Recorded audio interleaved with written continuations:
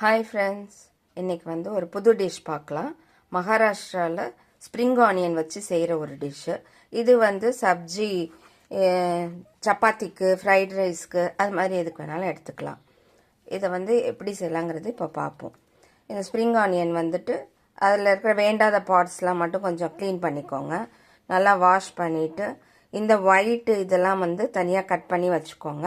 மேலே இருக்கிற க்ரீன்ஸ் அது தனியாக கட் பண்ணி வச்சுக்கோங்க. இப்போ எப்படி செய்யலாங்கிறது பார்ப்போம்.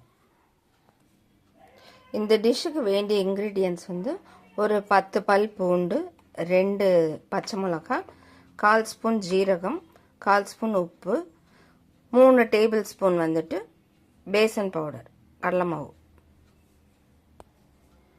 இப்போ பூண்டை தோல் எடுத்துட்டு பொடி பொடியாக கொஞ்சம் நறுக்கி வச்சுக்கலாம்.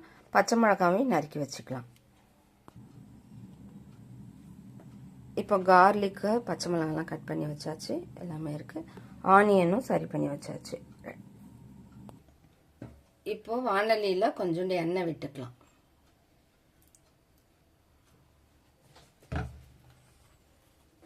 எண்ணெய் சூடு ஆறுனோட்டி இந்த ஜீரகம் போடணும். அடுத்து பச்சை மிளகாய்,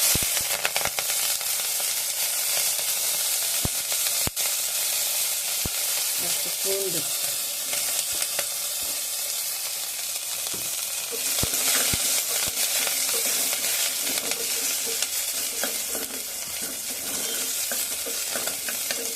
இப்போ இந்த ஒயிட் இது போடணும். ஒயிட் போட்டு ஒரு 2 மினிட்ஸ் மட்டும் வணங்கணும்.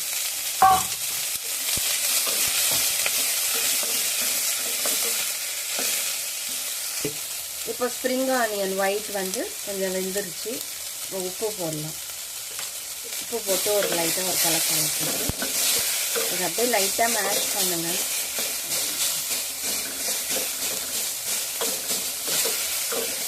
அவ்வளோதான். இப்போ க்ரீன் போட்டுருவோம்.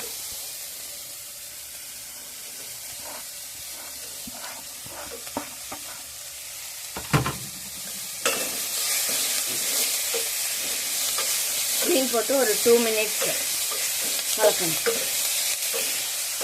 இப்போ கடலை மாவு போடுறோம். வெந்துருச்சு. நல்லா கொஞ்சம் இதை ஒரு 2 மினிட்ஸ் மூடி வைங்க, கலக்கிட்டு.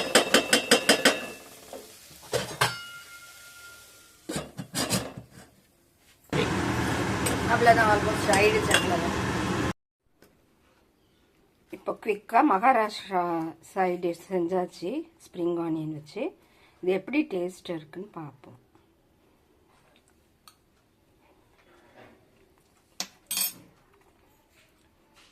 Wow, really super. கண்டிப்பாக எல்லாருமே ட்ரை பண்ணுங்கள். ரொம்ப ஃபாஸ்ட்டாக செஞ்சிடலாம், ரொம்ப குவிக்காக. குழந்தைங்கள்லாம் போகிறாங்களா, நமக்கு சப்பாத்திக்கோ இல்லை சைட் டிஷ் எதாவது வேணுமா டக்குன்னு செஞ்சிடலாம். நீங்களும் செஞ்சு ட்ரை பண்ணுங்கள். பிடிச்சிருந்தால் லைக் பண்ணுங்கள், சப்ஸ்கிரைப் பண்ணுங்கள், ஷேர் பண்ணுங்கள். இவ்வளோ நேரம் நீங்கள் பார்த்ததுக்கு ரொம்ப தேங்க்ஸ்.